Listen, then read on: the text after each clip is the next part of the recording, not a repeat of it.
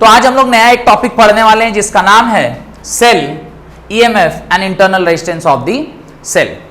तो आप सबसे पहले सेल का डेफिनेशन लिखिए। देखिए ये सब ऐसा नहीं है, आप चूंकि इलेक्ट्रोकेमिस्ट्री पूरा पढ़ चुके हैं तो ये सब पढ़ने में ज्यादा समय नहीं लगने वाला है।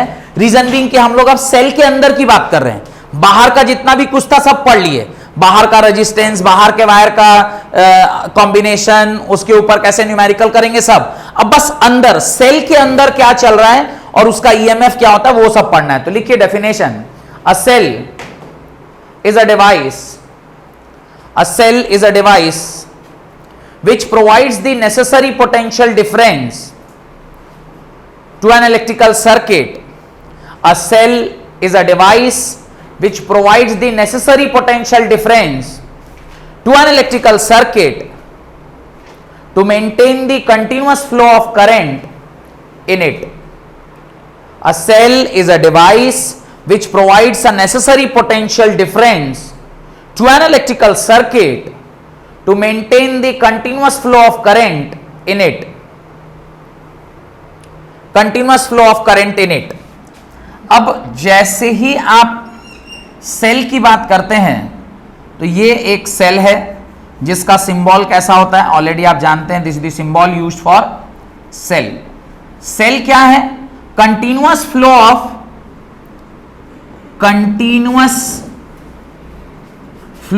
Current, continuous flow of current अगर किसी सर्किट में होता रहे उसके लिए जो रिक्वायर्ड पोटेंशियल डिफरेंस है, रिक्वायर्ड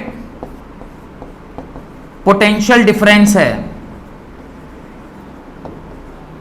रिक्वायर्ड पोटेंशियल डिफरेंस है, उसको देने वाला जो डिवाइस है उसको क्या कहते हैं? is called cell. The device which provides the potential difference required for the continuous flow of current is called as cell. Cell ना हो तो सर्किट में करंट फ्लो नहीं करेगा क्योंकि सेल ही वो डिवाइस है जो क्या प्रोवाइड कर रहा है?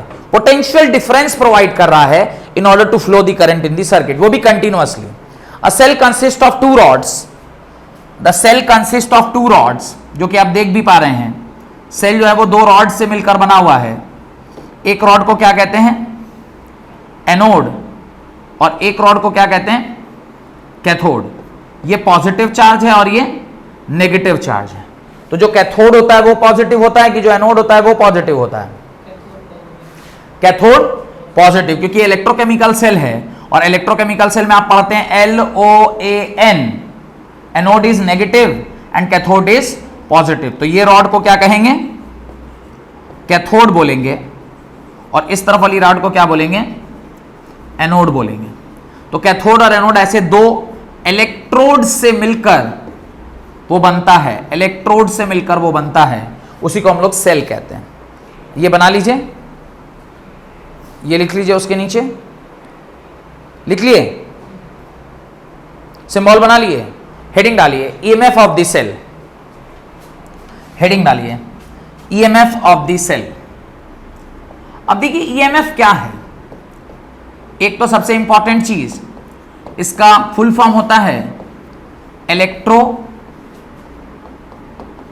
मोटिव फोर्स, और इलेक्ट्रोमोटिव फोर्स में ये जो शब्द फोर्स है उसका इस इलेक्ट्रिसिटी से कुछ लेना देना नहीं है। मतलब इसमें फोर्स जैसा कुछ भी नहीं है, बस इसका नाम है फोर्स। गांव घर में आप देखे होंगे कोई कोई आदमी रहता है उसका नाम लगता है दरोगा साहब, नहीं बोलते हैं दरोगा जी हैं, पर एक्चुअली वो दरोगा है नहीं। उसका कोई भी बीपीएससी, यूपीएससी, जेपीएससी के एग्जाम से कुछ लेना देना नहीं है, लेकिन गांव घर में सब उसको किस नाम से जानता है? दरोगा जी के नाम से जानता है। तो सिर्फ दरोगा जी उसका नाम है, वो दरोगा है नहीं। फोर्स इसका नाम है, इसमें फोर्स जैसा कुछ भी है नहीं। EMF of the cell is defined as, लिखिए EMF of the cell is defined as the potential difference. EMF of the cell is defined as the potential difference between the terminals of the cell, between the terminals of the cell when no current flows through it. When no current flows through it, it is denoted by epsilon. It is denoted by epsilon. It is denoted by epsilon. अब देखिए थोड़ा ध्यान से समझिए, यहां पे एक concept है, कह रहा है ये जो पर्टिकुलर बैटरी है यानी जो सेल है, सेल इसलिए कह रहे हैं क्योंकि एक है, अगर बहुत सारे ऐसे जुड़ जाएंगे तो उसको फिर क्या बोलते हैं, combination of cells are called as battery. Combination of cells are called as battery. फिर ऐसे अगर बहुत सारा हो जाता है तो फिर उसको क्या कहते हैं, बैटरी कहते हैं. तो ये क्या है, combination of cells is called as battery. Is called as battery. उसी को क्या कहते हैं, बैटरी कहते हैं. तो हम लोग बैटरी या सेल की जो बात कर रहे हैं, अब एक सेल है जो बाजार में मिल रहा है. आप देखते होंगे एक छोटा सा बैटरी है जो बाजार में मिलता है. अब बाजार में जो सेल मिल रहा है ना, उससे करंट फ्लो कर रहा है, उसे तो करंट फ्लो नहीं कर रहा, लेकिन उसका एक अपना ईएमएफ है. तो बाजार में जो सेल मिलता है वो उसका ईएमएफ कहलाता है. पर जैसे ही उस सेल को लाकर आप किसी वायर में कनेक्ट कर देते हैं, तब जब उसमें करंट फ्लो करने लग जाता है, फिर और वो ईएमएफ नहीं रहता, फिर क्या हो जाता है वो, फिर वो पोटेंशियल डिफरेंस कहलाता है. यहां पर ये क्या कह रहा है, यहां पे ईएमएफ कर रहा है. ईएमएफ मतलब डेफिनेशन कह रहा है, EMF of a cell is defined as the potential difference between the terminals of the cell when no current passes through it. उसके अंदर कोई करंट पास नहीं कर रहा. करंट पास नहीं कर रहा मतलब बाजार में रखा हुआ है, और बाजार में जो रखा हुआ है उसके अक्रॉस जो पोटेंशियल डिफरेंस है उसको वोल्ट मीटर से मापिएगा, उसी को क्या कहते हैं, ईएमएफ कहते हैं. मान लीजिए एक एग्जांपल के लिए मैं कह रहा हूं, मान लीजिए एग्जांपल के लिए कह रहे हैं कि जो बाजार से बैटरी लेकर आए वो कितना है, 1.5 वोल्ट. जो पेंसिल सेल में 1.5 वोल्ट होता है, नो करंट पास कर रहा है, नो करंट इज पासिंग.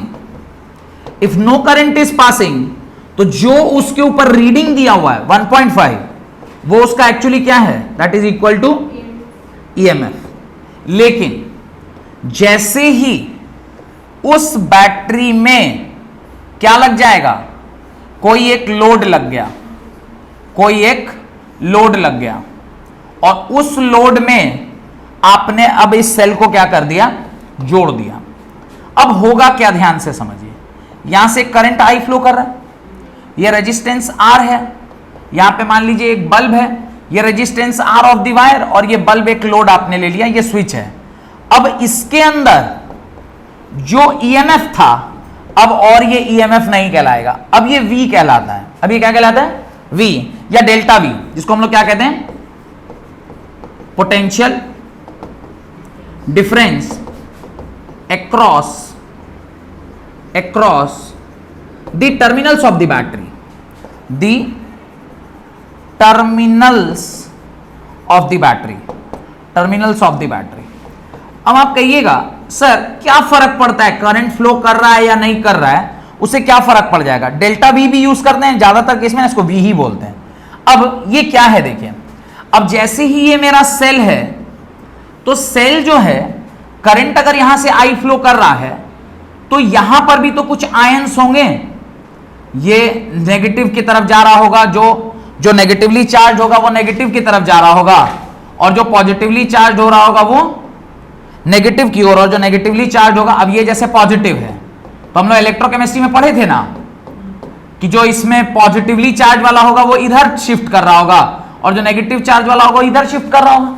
कुछ करंट इसके अंदर से भी फ्लो करेगा, कुछ करंट अगर इसके अंदर से फ्लो किया तो अंदर रेजिस्टेंस भी होगा, क्योंकि अगर उसके अंदर आयंस है, आयंस के अंदर अगर कोई चीज फ्लो करने की कोशिश कर रहा है तो रास्ता में कुछ ना कुछ तो रुकावट आएगा. वो जो रुकावट आया उसी को हम लोग किससे डिनोट करते हैं, स्मॉल आर से डिनोट करते हैं, और उसको क्या कहते हैं, internal resistance. Internal resistance of the cell, of the cell. अब internal resistance of the cell है, करंट उससे अगर आई फ्लो कर रहा है तो कुछ I R which is equal to some potential difference V dash के बराबर होगा, नहीं होगा, छोटा ही सही, क्योंकि रेजिस्टेंस, इंटरनल रेजिस्टेंस बहुत छोटा है, तो छोटा ही सही. एक तो ड्रॉप उसके अंदर आ गया, तो जो पोटेंशियल डिफरेंस V होता है, जो पोटेंशियल डिफरेंस V होता है वो होता है एप्सिलॉन यानी EMF minus V dash, that is potential difference V is equal to EMF minus IR के बराबर। और ये EMF में से जब ये छोटा सा वैल्यू घट जाएगा तो जो मिलता है वो क्या है, जो मिलता है वो क्या है, जो मिलता है that is only the potential difference across the terminals of the battery when current is flowing through it. तो करंट फ्लो करेंगे, अब जो मिल रहा है यही मुझे एक्चुअली मिलता है, मुझे 1.5 कभी मिलता ही नहीं है। बाजार से जो हम खरीद के लाते हैं वो पूरा पूरा हम लोग को मिलता नहीं है। हमें कितना मिलेगा 1.37, 1.38, 1.40, हमें उतना ही पोटेंशियल डिफरेंस मिलता है। क्यों? क्योंकि कुछ पोटेंशियल डिफरेंस कहां रह जाएगा, इंटरनल रेजिस्टेंस खा जाएगा। और ये जो पोटेंशियल डिफरेंस है वो होता है EMF माइनस IR के बराबर। डन। तो हम लोग अभी तो EMF ही पढ़ रहे थे। EMF इज इक्वल टू क्या हुआ, EMF इज इक्वल टू, मैं तो पढ़ाते पढ़ाते पूरा ही पढ़ा दिया, पर EMF इज इक्वल टू क्या होता है, जब किसी भी सर्किट पे कोई करंट नहीं फ्लो कर रहा है उस टाइम पे जो उसका पोटेंशियल डिफरेंस है उसी को आप क्या कहते हैं, EMF कहते हैं। बस ये पेज का जो डायग्राम है वो बना लीजिए। पढ़ाते पढ़ाते फ्लो में पूरा ही बोल गया, इंटरनल रेजिस्टेंस वगैरह सब, कोई बात नहीं, लिख दीजिए जल्दी जल्दी लिखिए। चलिए लिखिए, it can also be defined as, क्या EMF का ही डेफिनेशन कह रहा है, it can also be defined as, it can also be defined as work done per unit charge, work done per unit charge, work done per unit charge of a cell in moving the charge around the closed loop, work done per unit charge of a cell in moving the charge around the closed loop is called EMF, is called EMF। और EMF जो होता है epsilon is equal to W/Q के बराबर होता है। Epsilon is equal to W/Q के बराबर। यूनिट क्या होगा, वोल्ट ही होगा ऑब्वियसली, यूनिट इज वोल्ट। लिखिए factor on which EMF of a cell depends. ये वाली बात अभी रहने दीजिए, है ना, जब मैं आगे बढ़ूंगा तो लिखवा दूंगा इसके बारे में, या फिर एक काम करते हैं यहीं पर लिखते हैं। देखिए factor on which, factor on which EMF of a cell depends, EMF of a cell depends. Point number 1, किन किन फैक्टर के ऊपर यह डिपेंड करता है। सबसे पहले क्या होना चाहिए, नेचर ऑफ इलेक्ट्रोड, लिख दीजिए nature of electrode of the cell, nature of electrode of the cell. आप किस चीज का इलेक्ट्रोड बनाए हैं, कॉपर का है, जिंक का है, एल्युमिनियम का है, उसके ऊपर। Second, nature and concentration of electrolyte used, nature and concentration of electrolyte, nature and concentration of electrolyte used. Next, temperature of the electrolyte, temperature of the electrolyte। Temperature क्यों ज्यादा, टेम्परेचर ज्यादा होगा तो आयन की मोबिलिटी ज्यादा होगी, ions की mobility ज्यादा होगी तो कंडक्टिविटी ज्यादा होगी, कंडक्टिविटी ज्यादा होगी तो रेजिस्टेंस कम, तो IR वाली वैल्यू क्या हो जाएगी, कम हो जाएगी। तो एक तो उसके ऊपर डिपेंड करेगा। इलेक्ट्रोलाइट का concentration, more the ions more is the resistance. Nature कितना ज्यादा है, वीक इलेक्ट्रोलाइट है, स्ट्रॉन्ग इलेक्ट्रोलाइट है, और पहला इलेक्ट्रोड के ऊपर तो डिपेंड करता ही करता है। डन, कोई डाउट? नेक्स्ट लिखिए, नेक्स्ट लिखिए, एक नोट डाल के बात लिखिए। The name electromotive force has a word force The name electromotive force has a word force in it. The name electromotive force has a word force in it, which is misleading in nature. क्यों? क्योंकि यहां पर force से इसका कोई लेना देना नहीं है. Point number 2, EMF of a cell is independent of misleading. Misleading मतलब उसको फोर्स से कोई लेना देना नहीं है. वोल्टेज है, उसको फोर्स से रिलेट किया हुआ, नाम फोर्स है. मैं दरोगा वाला जो एग्जांपल दे रहा हूं. Second, EMF of a cell is independent of. EMF of a cell is independent of. ये बहुत इंपॉर्टेंट है. क्या क्या फैक्टर्स है जिस पे डिपेंड कर रहा है. और दूसरा है EMF of a cell. EMF of a cell is independent of following factor. किन किन फैक्टर पर यह डिपेंड नहीं करता है. पॉइंट नंबर वन, पहला लिखिए, the size of the electrode. Objective question आता है इसके ऊपर. Size of the electrode of the cell. Size of the electrode of the cell. Cell के इलेक्ट्रोड के साइज पर इसका कोई डिपेंडेंसी नहीं है. Point number 2, distance between the two electrodes. Distance between the two electrodes. दो इलेक्ट्रोड के बीच में कितनी दूरी है, इसके ऊपर भी इसका कोई डिपेंडेंसी नहीं है. And point number 3, quantity of electrode of the cell. Quantity of electrode of the cell. Quantity of electrode of the cell. Quantity of electrode of the cell. What is quantity of electrode of the cell?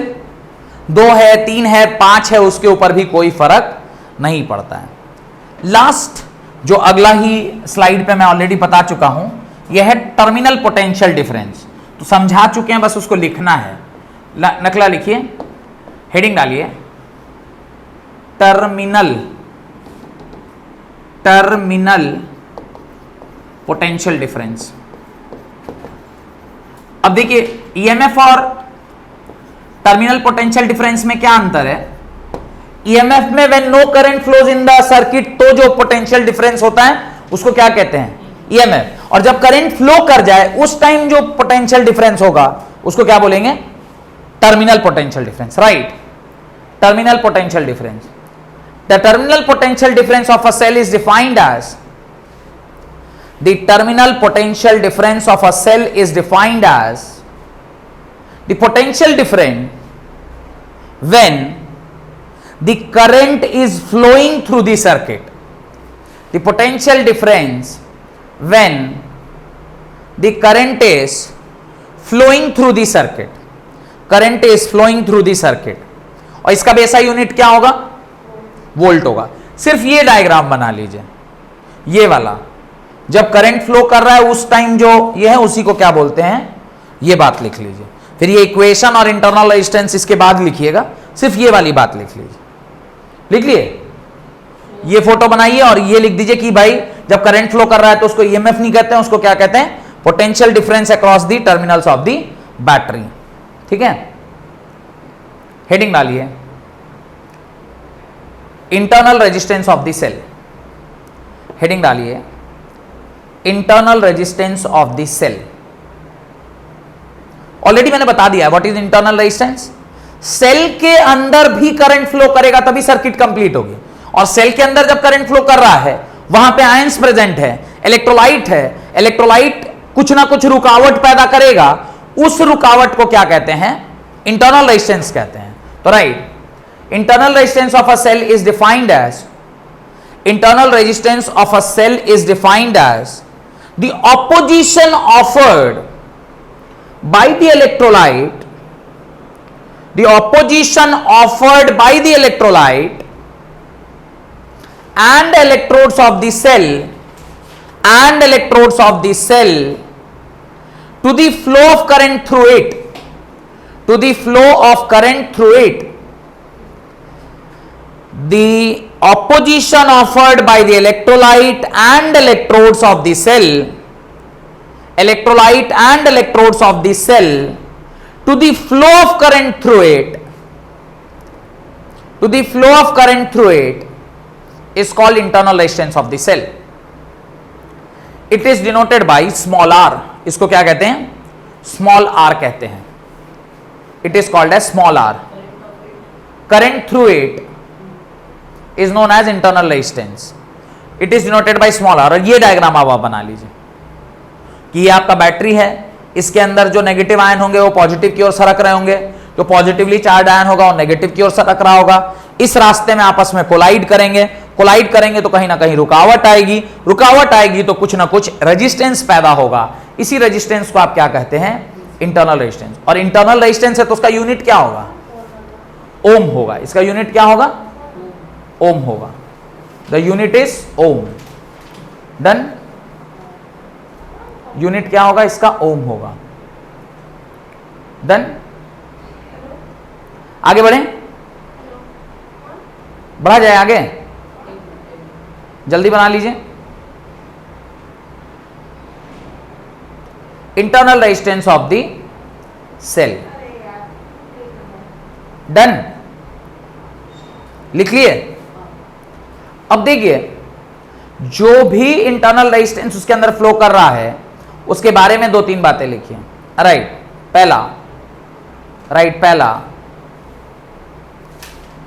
factor on which internal resistance of a cell depends are. Factor on which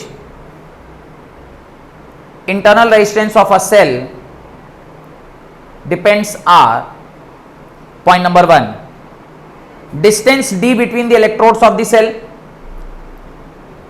Distance d between the electrodes of the cell. Distance d between the electrodes of the cell. Distance d between the electrodes of the cell. दूसरा लिखिए nature of electrolyte used. दूसरा लिखिए nature of electrolyte used. तीसरा nature of electrode used. Nature of electrode used. चौथा area A of electrode. Area A of electrode. Area A of electrode dipped in the electrolyte. Area A of electrode dipped in the electrolyte. ये आपके 4-5 point. अभी देखिए यहां पे एक और चीज ध्यान देने वाली है. यहां देखिए अब ये अगर बिना करंट के फ्लो कर रहा है तो ईएमएफ हो गया, लेकिन अब इसके साथ ना अगर ऐसा बना हुआ है तो ये हो गया एप्सिलॉन, ये हो गया स्मॉल आर, और इस पूरे को आप जब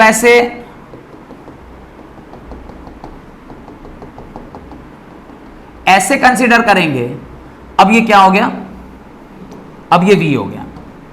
ये अब क्या हो गया? V हो गया. समझ में आ रहा है मैं क्या कह रहा हूं? क्योंकि अब इसमें से करंट आ ही जाएगा, तो वही फॉर्मूला जो मैंने बताया कि V इज इक्वल टू क्या होगा? Epsilon minus IR. तो आप वहां पे हेडिंग डालिए relationship between EMF and terminal potential difference. Relationship between EMF and terminal potential difference. तो इसको हम लोग कैपिटल IR लिखते थे. ये तो EMF है ही, ये स्मॉल IR है. इसको इधर ले आएंगे तो क्या हो जाएगा? Capital IR plus this is equal to epsilon. यहां से I कॉमन ले लीजिए, epsilon divided by R plus R. Current flowing in the circuit का फॉर्मूला क्या हो जाएगा? ये हो गया. ये तो आपका ओरिजिनल फॉर्मूला है ही सही, तो ये सब फॉर्मूला सब लिख दीजिए.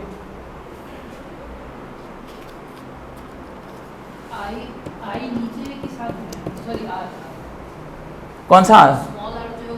साथ में ना आर प्लस आर। अरे यहाँ से आई कॉमन लेंगे तो आर प्लस आर नहीं बचेगा क्या? नहीं नहीं नहीं नहीं नहीं, स्मॉल आर था इसलिए नीचे चला गया वो।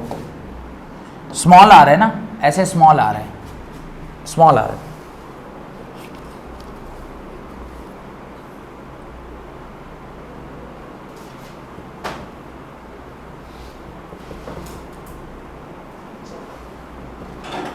डन। अब जरा यहां देखिए, v इज इक्वल टू क्या लिखते थे? I R. v की जगह पे, i की जगह पे ये लिख सकते हैं क्या? देखिए तो ये भी एक फॉर्मूला बन गया क्या? समझ में आया?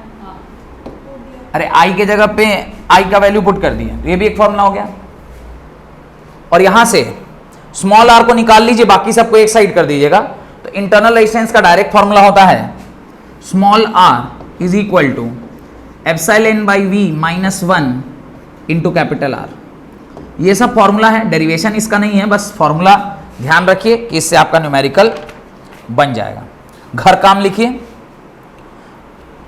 Right 5 point of difference between EMF and write 5 point of difference between EMF and potential difference.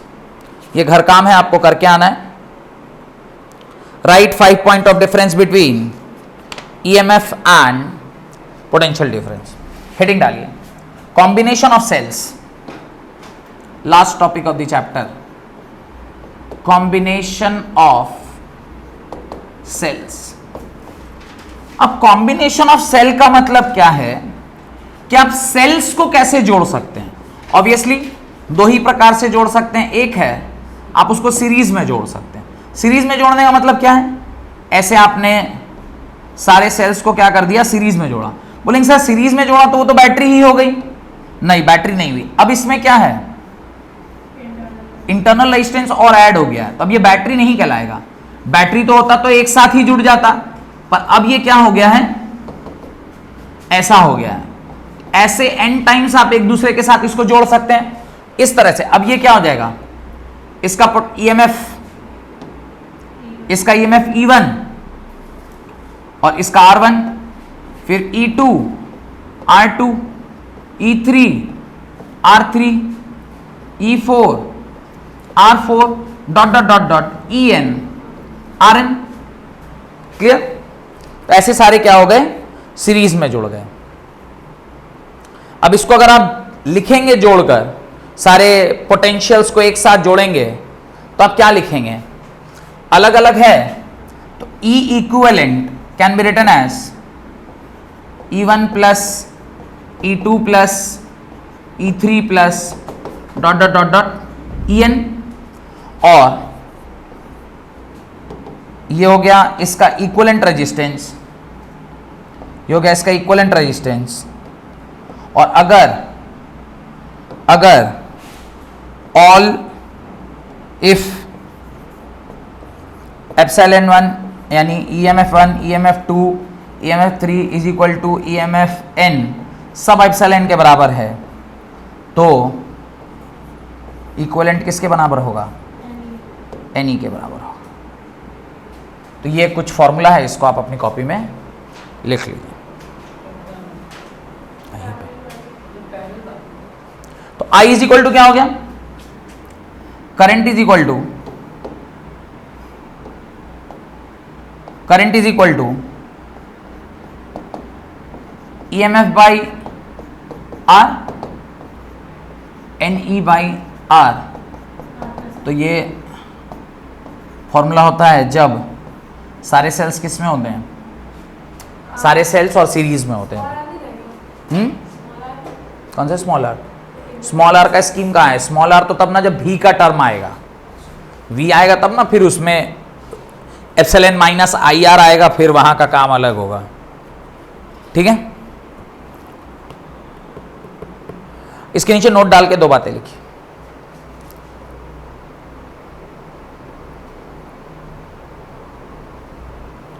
पहली बात, मतलब EMF by R is current due to single cell. EMF by R, ये E बाई R जो है ना, N into E M F by R लिखा हुआ है ना, तो E M F by R is the cell due to single cell, current due to single cell of negligible internal resistance, of negligible internal resistance, negligible internal resistance. Therefore total current flowing in the circuit, therefore total current flowing in the circuit is n times the current due to single cell, is n times the current flowing to the single cell. यहां पे आपका assumption क्या है, R जो है वो बहुत बड़ा है इससे, R जो क्या है वो बहुत बड़ा है इससे, n times the current flowing through the single cell. दिखाई दे रहा है ना, यहां से देखिए I is equal to n times epsilon by R, यानी EMF बाई R। ये क्या है, current due to single cell, current due to single cell, और इसको जब आप n से मल्टीप्लाई करिएगा तो टोटल करंट क्या आ गया, n into current due to single cell, that is epsilon by R, और यही आपका क्या हो जाएगा, total current flowing in the circuit. अब केस 2 क्या होगा, केस 2 तो यही हो सकता है कि आपका R जो है वो छोटा हो जाए बहुत, किससे, NR से। तो लिखिए केस 2, when R इज बहुत बहुत बहुत छोटा देन NR, तो आप क्या लिखेंगे, टोटल रेजिस्टेंस क्या हो जाएगा, R plus NR will be equal to NR only. उस टाइम पे आपका जो करंट I है वो किसके बराबर होगा, N EMF बाई NR के बराबर, और N और N क्या हो गया, कट गया, I is equal to EMF by small r। बस इसके बारे में एक लाइन लिख दीजिए, if large number of cells are connected in series, large number of cells are connected in series with a very small external resistance, with a very small internal resistance, the current from these cells will be equal to, series are connected to a very small external resistance, very small, R दिख रहे हैं कितना छोटा है, external resistance बहुत छोटा है, R is very very small external resistance, then current from these cells will be equal to current due to single cell. It means external resistance, then the current from these cells will be equal to the current due to single cell,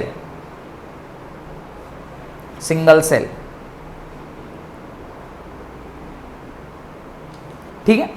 तो अगर मेरे को potential पूछेगा कि भाई V क्या होगा, तो V होगा E equivalent minus I into R equivalent, और E इक्वलेंट किसके बराबर, अगर सब सेम है तब तो NE के बराबर, और अगर अलग अलग है तो E इक्वलेंट किसके बराबर, E1 plus E2 plus E3 plus dot dot dot dot EN के बराबर। सिमिलरली R इक्वलेंट अगर सारे सेम है तब तो NR के बराबर, और अगर सारे सेम नहीं है तो R1 plus R2 plus R3 plus dot dot dot dot Rn के बराबर। ये लॉजिक क्लियर है। तो ये वाला कब लेंगे, जब सारे सेम होंगे, ये वाला कब लेंगे, जब सारे सेम होंगे, ये वाला कब लेंगे, जब सारे अलग अलग होंगे, और ये वाला कब लेंगे, जब सारे अलग अलग होंगे। तो डिपेंडिंग अपॉन दी क्वेश्चन क्या दिया गया है आपको सवाल में, आप इनमें से चुनकर इसमें डाल दीजिएगा, तो आपको क्या निकल के आ जाएगा, V निकल के आ जाएगा अलग अलग केसेस के लिए। हेडिंग डालिए, cells connected in parallel, cells connected in parallel, cells connected in parallel. ये एक छोटा सा टॉपिक है पैरेलल कनेक्शन का। पैरेलल कनेक्शन का मतलब है कि जो आपका सेल है वो कुछ इस प्रकार से कनेक्टेड है,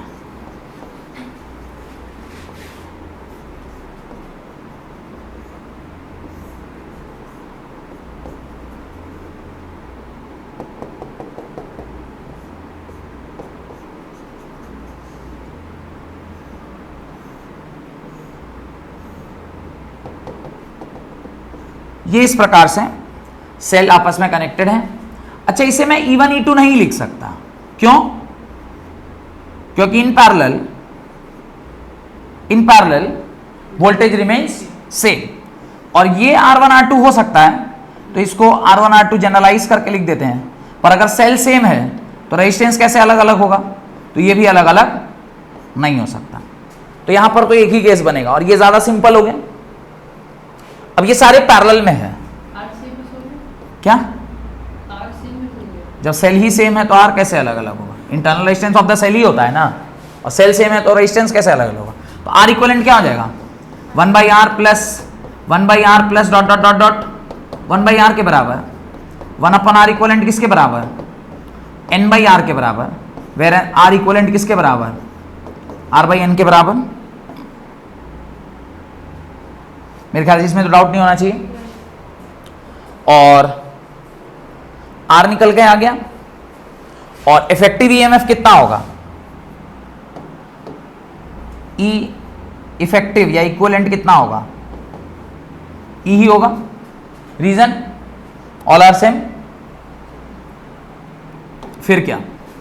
V इज इक्वल टू क्या होता है? Epsilon minus what? IR equivalent, ये भी equivalent. V is equal to इसकी जगह तो यही लिख दिया, और इसकी जगह क्या लिख दिया? R/N। तो V is equal to E minus IR/N। ये इसका फॉर्मूला बन जाएगा। बनाना, हाँ सॉरी, एक और चीज, R इक्विवेलेंट जो आएगा उसमें ये तो एक एक्सटर्नल रेजिस्टेंस के साथ जुड़ा हुआ होगा ना, तो ये जो आया होगा ये इसके साथ सीरीज में होगा, यानी इसके साथ जो ओवरऑल R इक्विवेलेंट आएगा वो कितना होगा? R equivalent plus R। ये लॉजिक समझ में आया जो लास्ट में बोला? समझ में आया ना? तो ये R इक्विवेलेंट क्या आएगा? R के जगह पे आप क्या लिख सकते हो? R/N plus R। तो ये R इक्विवेलेंट आपको यूज करना होगा। तो ये तो है ही, पर यहां पर जो R इक्विवेलेंट हम यूज किए क्या हो गया? गड़बड़ हो गया। इसको थोड़ा करेक्शन करिए। ये तो तब होता जब सिर्फ इंटरनल रेजिस्टेंस की। अच्छा, इंटरनल रेजिस्टेंस के लिए सही लिखा है, इंटरनल रेजिस्टेंस के लिए क्या लिखा है? सही लिखा है, लेकिन जब ओवरऑल के लिए लिखेंगे तो ये चेंज हो जाएगा। तो ओवरऑल के लिए जो करंट आएगा वो कितना आएगा? I for the entire circuit will be equal to E/R equivalent, और R इक्विवेलेंट कितना आएगा? R/N प्लस R के बराबर।